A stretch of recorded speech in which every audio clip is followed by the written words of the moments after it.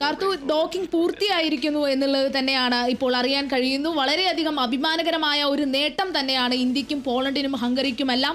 4 അംഗ സംഘം, ശുഭാംശു ശുക്ല അടക്കമുള്ള 4 അംഗ സംഘം ബഹിരാകാശ നിലയത്തിലേക്ക് എത്തിയിരിക്കുന്നു. ഇനി ഈ ഒരു 14 ദിവസം ഒരുപാടധികം പരീക്ഷണങ്ങൾ ഈ സംഘത്തിന് അവിടെ ചെയ്യേണ്ടതുണ്ട്. ഇന്ത്യ പ്രതീക്ഷയോടെയാണ് ഈ ഒരു ആക്സിയം 4 ദൗത്യത്തെ നോക്കിക്കാണുന്നത്. കാരണം ഗഗൻയാൻ ദൗത്യത്തിന് വേണ്ടി തിരഞ്ഞെടുക്കപ്പെട്ട 4 പേരിൽ ഒരാളാണ് ശുഭാംശു ശുക്ല. അതുകൊണ്ട് തന്നെ ഇന്ത്യക്ക് ഏറെയധികം പ്രതീക്ഷയുള്ള ഒരു ദൗത്യം തന്നെയാണ് ആക്സിയം 4 എന്നുള്ള കാര്യത്തിൽ സംശയമൊന്നുമില്ല. അങ്ങനെ 6 തവണ മാറ്റിവെക്കപ്പെട്ട ഒരു ദൗത്യം ഇപ്പോൾ നടന്നിരിക്കുന്നു. വിക്ഷേപണം ഇന്നലെ കഴിഞ്ഞ ദൗത്യം ഇന്ന് ഡോക്കിംഗ് നടന്നിരിക്കുന്നു. അവർ സുരക്ഷിതമായി അവിടെ എത്തിയിരിക്കുന്നു എന്നുള്ളത് ഏറ്റവും അഭിമാനകരവും സന്തോഷകരവുമായിട്ടുള്ള ഒരു കാര്യം തന്നെയാണ്. എന്തായാലും ഒരുപാടധികമുള്ള ഇന്ത്യയുടെ ഒരു കാത്തിരിപ്പിന്, ഒരുപാട് കാലമായിട്ടുള്ള ഒരു കാത്തിരിപ്പിന് വിരാമമാവുകയാണ്. ദൗത്യ സംഘം അവിടെ സുരക്ഷിതമായി എത്തിയിരിക്കുന്നു. കാർത്തു, അനിശ്ചിതത്വങ്ങൾക്കൊടുവിൽ ഇന്ത്യയെ കാത്തിരുന്ന ചരിത്ര നിമിഷത്തിനാണ് ഇപ്പോൾ പൂർത്തിയായിരിക്കുന്നത്. ആക്സിയം 4 ദൗത്യം ഇപ്പോൾ നിർണായക ഘട്ടത്തിലെത്തിയിരിക്കുകയാണ്. ഡോക്കിംഗ് പൂർത്തിയാക്കി 14 ദിവസത്തെ ബഹിരാകാശ ഇതിനായി ഇപ്പോൾ ശുഭാംശു ശുക്ലയും സംഘവും ബഹിരാകാശ നിലയത്തിൽ എത്തിക്കഴിഞ്ഞിരിക്കുകയാണ്. ഒരു ചരിത്ര നിമിഷത്തിനാണ് ഇപ്പോൾ സാക്ഷിയായിരിക്കുന്നത്. 41 വർഷത്തിന് ശേഷം ഇന്ത്യക്ക് ഏറ്റവും അഭിമാനകരമായ ഒരു ഇന്ത്യക്കാരൻ ബഹിരാകാശ നിലയത്തിൽ എത്തുന്നു എന്നതും ഏറെ പ്രത്യേകത നിറഞ്ഞ കാര്യം തന്നെയാണ്. ഏറ്റവും വലിയ പ്രത്യേകതയും ഇത് തന്നെയാണ്. ഇന്ത്യയെ സംബന്ധിച്ചിടത്തോളം ഏറ്റവും അഭിമാനകരമായ നിമിഷത്തിലാണ് ഇപ്പോൾ രാജ്യമുള്ളത്.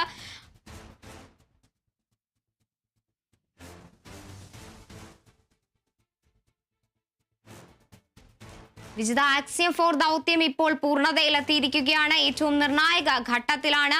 ബഹിരാകാശ നിലയത്തിൽ ഇപ്പോൾ ആക്സൺ 4 പേടകം ഡോക്കിംഗ് പൂർത്തിയാക്കിയിരിക്കുകയാണ്. വിവരങ്ങൾ ഇനി എന്തെല്ലാമാണ് കൂടുതൽ പുറത്തു വരുന്നത്?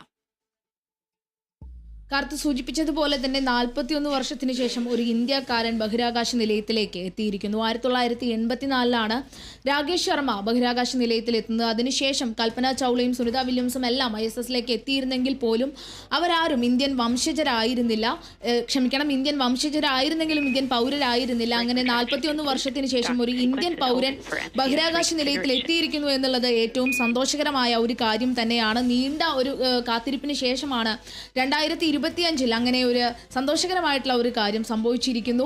ശുഭാംശു ശുക്ലയും സംഘവും ബഹിരാകാശ നിലയത്തിൽ എത്തിയിരിക്കുന്നു എന്നത് തന്നെയാണ് ഏറ്റവും സന്തോഷകരമായ കാര്യം എന്ന് പറയുന്നത്. എന്തായാലും നേരത്തെ അറിയിച്ചിരുന്നത് പ്രകാരം 4:30 ഡോക്കിംഗ് നടക്കുമെന്നായിരുന്നു. എന്നാൽ വളരെ നേരത്തെ തന്നെ ഡോക്കിംഗ് നടന്നിരിക്കുന്നു. ഏകദേശം 28 മണിക്കൂറോളം ഉള്ള ഒരു യാത്രയ്ക്ക് ശേഷം ശുഭാംശു ശുക്ലയും സംഘവും ബഹിരാകാശ നിലയത്തിൽ എത്തിയിരിക്കുന്നു. ഇനി ഏകദേശം ഒരു 14 ദിവസത്തോളം 2 ആഴ്ചയോളം സംഘം ബഹിരാകാശ നിലയത്തിൽ തുടരുമെന്നാണ് അറിയാൻ കഴിയുന്നത്. ഈ ഒരു 2 ആഴ്ചയിൽ ഒരുപാടധികം പരീക്ഷണങ്ങൾ സംഘം ബഹിരാകാശ നിലയത്തിൽ നടത്തും എന്നുള്ള ഒരു കാര്യം കൂടി അറിയുന്നു.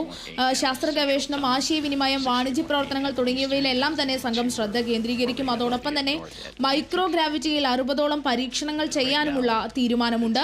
ഇങ്ങനെ ഒരുപാടധികം പരീക്ഷണങ്ങൾ ഇന്ത്യയും ഹംഗറിയും പോളണ്ടും എല്ലാം പ്രതീക്ഷയോടെ കാത്തിരിക്കുന്നുണ്ട്. ബഹിരാകാശ രംഗത്തെ ഒരുപാടധികം കൂടുതൽ കാര്യങ്ങളെല്ലാം സംഘത്തിന് ചെയ്യാൻ കഴിയുമെന്ന് തന്നെയാണ് എല്ലാ രാജ്യങ്ങളും പ്രതീക്ഷിക്കുന്നതും. അതോടൊപ്പം തന്നെ 4 തവണ ISSൽ എത്തിയിട്ടുള്ള പെഗി വിറ്റ്സൺ ആണ് ഈ ഒരു ആക്സിയം 4ന്റെ കമാൻഡർ എന്ന് പറയുന്നത്. പോളണ്ടുകാരനായിട്ടുള്ള സ്റ്റാവോസും ഹംഗറിയിൽ നിന്നുള്ള തിബോർ കാബുവും എല്ലാം ഈ ഒരു ശുഭാംശു ശുക്ല